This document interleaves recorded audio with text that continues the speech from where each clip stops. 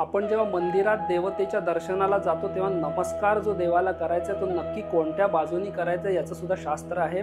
शास्त्र असं सांगतं की अग्रे पृष्ठे वामभागे समीपे मंदिरे बीज जप होम नमस्कारा न कुर्यात देवतालये। याचा अर्थ देवतेच्या एक्झॅक्टली समोरून कधी देवतेला नमस्कार करू नये, पृष्ठभागी म्हणजे एक्झॅक्ट मागून करू नये आणि देवतेच्या वामभागी म्हणजे देवतेच्या डाव्या बाजूनी कधीही नमस्कार करू नये। तसंच जप होम या गोष्टी सुद्धा या दिशांना वर्ज सांगितल्यात। अग्रे मृत्युमवाप्नोति पृष्ठे तु अपचय स्मृतः वामे तु सर्वनाशस्यात् दक्षिणे सर्व कामदः याचं फळ सुद्धा दिले। अग्रभागाहून नमस्कार केला तर मृत्यू प्राप्त होतो, पृष्ठभागावरून नमस्कार केला तर अधोगती होते, वाम भागावरून म्हणजे देवतेच्या डाव्या हाताने नमस्कार केला तर नाश होतो आणि दक्षिण भाग म्हणजे देवतेच्या उजव्या बाजूनी जर नमस्कार जप होम ही कृत्य केली तर सर्व मनोकामना पूर्ण होतात असं शास्त्रामध्ये सांगितलं।